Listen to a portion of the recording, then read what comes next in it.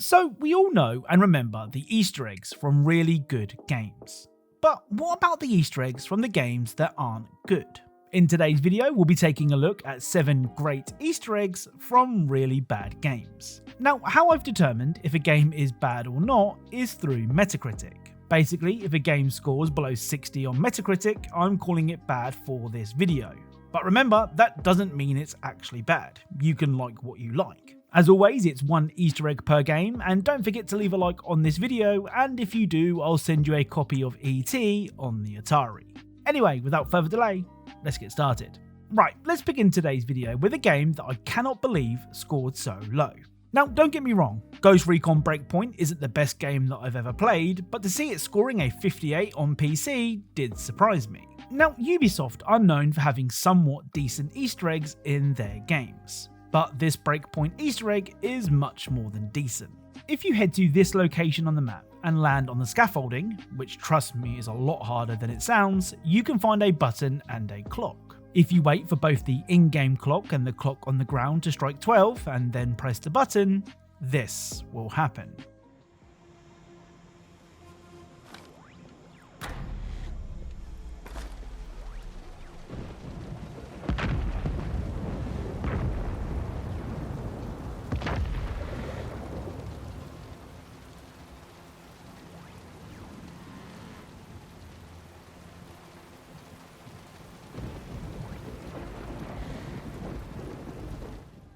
So the shadow of what appears to be Godzilla will appear on the building. Now, when I originally recorded this Easter egg, well over 3 years ago by now, I thought that this was hinting at a Godzilla and Ghost Recon tie-in, but it wasn't to be. So from a game that I was surprised to see score so low, to one that will be a surprise to absolutely no one.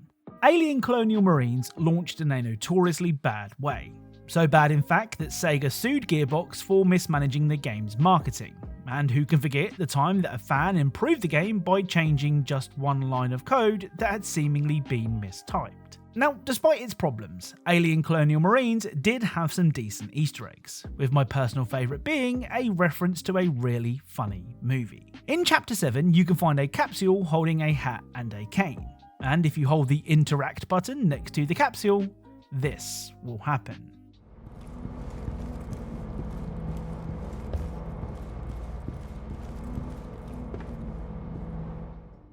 So this hat-wearing, cane-wielding alien is a reference to this scene from the sci-fi parody movie Spaceballs. Hello, my baby.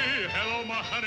Hello, my rat. Next up is survival horror game Dayman 1998. Now, at the beginning of the game, you play as a shady government operative who has to investigate an incident and deal with any survivors. And when I say deal with them, I really mean deal with them. After helping the man, you can find this.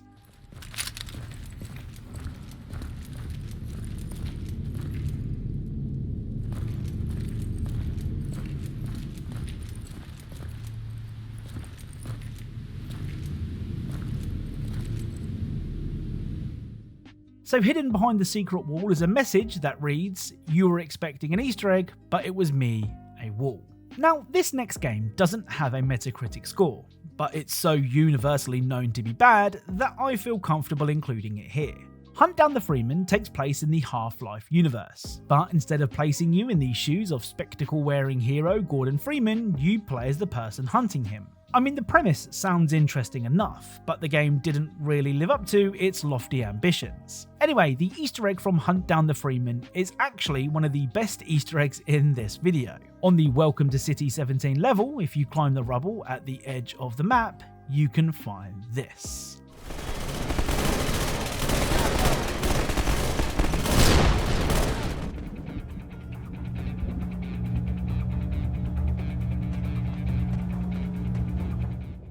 So climbing the rubble will see you teleported to the back rooms. Now, Hunt Down the Freeman isn't the first game to feature this Easter egg, but luckily we aren't docking points for originality in this video. Next up is a game that many people will and have called bad, but I personally don't think it's that bad. Duke Nukem Forever spent 14 years in development hell. which probably set people's expectations too high, because when it was released, it was destroyed by critics. Like I said, I don't think it's that bad. I mean, sure, it's not a good game, but if you're a fan of first-person shooters, or a fan of throwing poo, then it's worth a playthrough. Anyway, the Easter egg from the Gearbox-developed Duke Nukem Forever references a much better Gearbox game. On the blowing the dam level, you can find this. Well, at least he got an ending.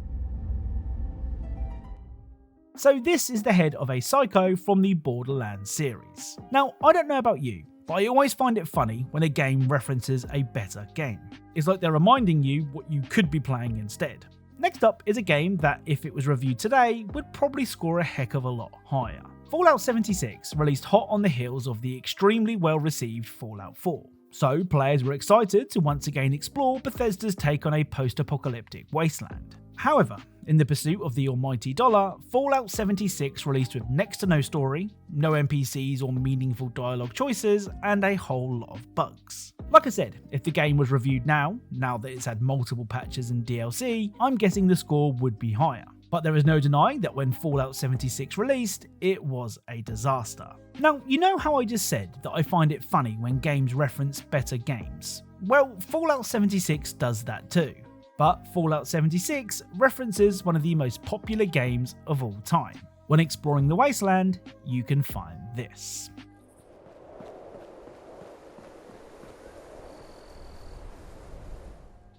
So this tractor dragging a carriage is a reference to the opening scene of Skyrim, where you wake up in the back of a cart. Hey, you're finally awake. I mean, it's a cool Easter egg, but maybe don't remind fans of your games that they love, while simultaneously selling them a product that is nothing like your previous games. Right, the final Easter egg for today's video can be found in Postal 4. Now, I don't think the Postal games are actually meant to be good. I know that sounds like a strange thing to say. I mean, who purposely creates something bad? But that's almost the charm of the Postal games. They're crude, they're crass, and above all else, they are loaded with Easter eggs. Now, the Easter egg that I've chosen for this video may look like something, but I can assure you that it's not. At this location on the map, if you no-clip under the swimming pool, you can find this.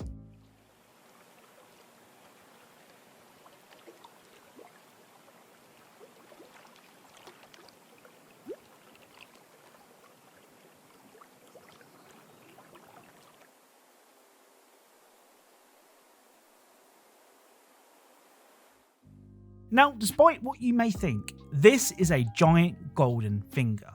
So YouTube, if you happen to be watching, first of all, hi. Second of all, I promise you this isn't what it looks like, and it is definitely a finger.